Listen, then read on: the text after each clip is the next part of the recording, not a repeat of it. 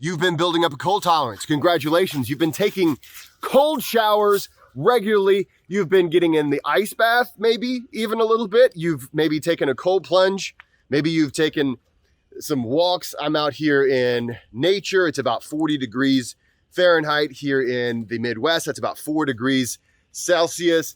There's my dog. He is claiming every tree in the forest today. Bernie, you want to say hello? Hey, Bernie. He's busy. He's examining things. He's doing important work. So I'm going to leave him to his work while I talk to you about this. And I want to thank MagicMind for sponsoring this video. We'll talk a little bit about that later. But first, let's talk about this question.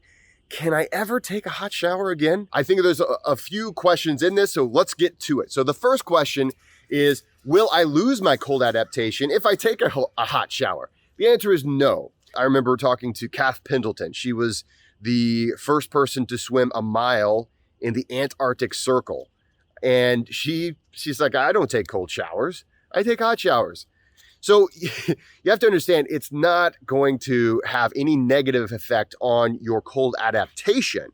And the thinking behind this, I get it, right? The thinking behind this is, well, you know, if I go back, it's almost like the addict, right? You almost feel like an addict in this way, where if I go back, if I just take one drop of alcohol, then I'm hooked again. I'm hooked on the hot showers and I'm never going to be able to make it again.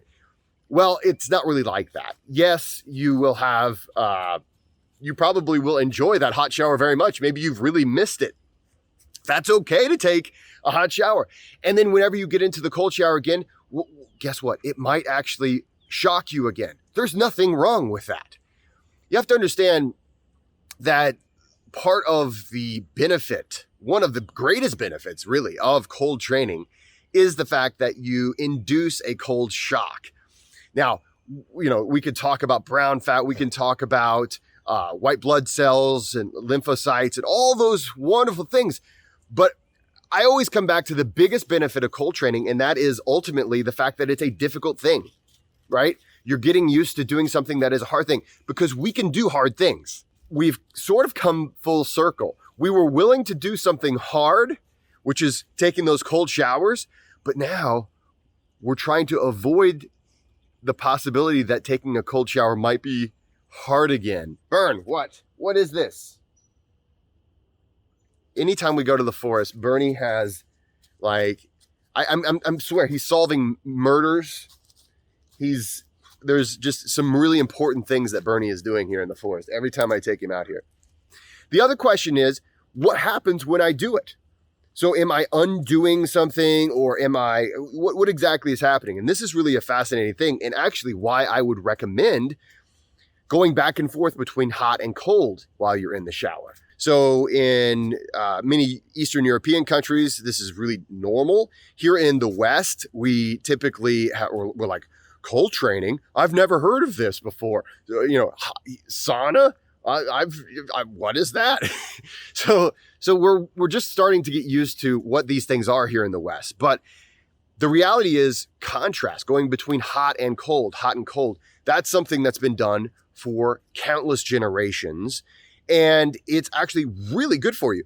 So when you get into a contrast shower, you're opening your pores, you're opening your capillaries on your skin more than you would in room temperature. So they're opening up to vent heat. So opening them up is fantastic, especially whenever you're going to go back and forth between the cold. Just taking a cold shower, right? So you're starting at room temperature, and then taking a cold shower, you're going to close those capillaries, okay? And then, okay, room temperature, closing the capillaries. Great. You're really working that range of motion. But if you take a hot shower, right? Oh, wait a minute. We're opening those up, and then now we're taking a cold shower. Now we're closing them. Oh, now we're getting it's sort of like a full range of motion. And what happens is you're going to get more cardiovascular benefits. You're going to see that actually you'll become more cold resistant. Aha, interesting. You can become more cold resistant by actually using heat. What you're doing is you're forcing the organ that actually protects the homeostatic state of your internal body. you're actually forcing it to do more work by going hot to cold, hot to cold. Also, if you can do a sauna, a steam room, something like that, you can get a lot of benefits from just heat training in general. There's an enormous amount of documented benefits of heat training that you can find. But sauna is just a fantastic thing. I'm a big fan of sauna and steam room. This is what you want to find out more about? Well, you're gonna have to listen to me say something about MagicMind first. MagicMind is an all-natural nootropic blend that I take every single day. There's a lot of things I have to put up with in a day. I'm a dad, I have to work with clients, I have a lot of things I have to do, but I don't have to put up with brain fog. And that is all thanks to MagicMind. One of the things that is in MagicMind that is actually quite difficult to find, and it's pretty expensive, is a thing called phosphatidylserine. I used to take phosphatidylserine whenever I was in grad school, becoming an English professor, so that I could stay focused for longer. And that is one of the active ingredients in MagicMind. I take it every single day. Thank you, MagicMind, for sponsoring this video. Okay, guys, so I want to show you this. I overfilled my cold plunge. Now you might be saying to yourself, is this what you do every day? Is this your cold plunge, Jesse? Yes, it is. And it's not pretty. Now, I choose to go outside as often as I can because I want to be out in nature. But if you're going between hot and cold, you might want to pick a place where you can get into the hot more accessibly. Now, what you can't see is off camera, I've got my shower is really close by. So I hop in here, I go there, I can do a hot shower, I can go back and forth without ruining the house and making my wife that mad at me for tracking in. I do cold and hot as often as I can. I try to do a good cold plunge, something that's nice and cold. I typically don't have to add any ice to my cold plunge over the winter months just because it gets nice and cold. A lot of times I have to break the ice. Right now we're going through a little warm spell here in the Midwest, but it still gets really cold at night. So we're still getting close to the freezing temperatures at night. And so when you get in, it's still a great cold plunge. You might be saying, but Jesse, does it have to be a certain temperature and all these things? If you want to find out more about how temperature works with cold training, then take a look at my cold training book that is linked below. I just filled this up last night after my cold plunge, and I forgot to turn off the hose. And so it's a little extra filled up. It's going to overflow whenever I get into it next, but that is all part of the fun. You can take a hot shower.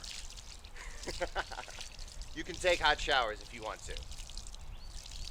Now, when it comes to doing extreme back and forth temperatures, so extreme contrast training, you always want to end on cold, and that's to avoid blood pooling. It's also because you want to maximize the benefits of cold training, which at the very end of that, okay, you're ending on a cold training and you want to give your body the ability to have to warm itself up. Of course, that is inducing that brown fat activation, all those other wonderful benefits. You get to burn a bunch of calories and you get to feel great. So always end on the cold. Oh yeah. What do you think, Bern? Do you have any wisdom? Any wisdom for the...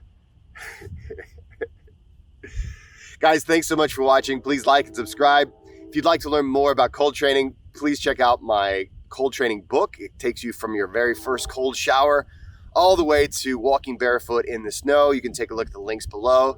And don't forget to go out there and be kind to one another.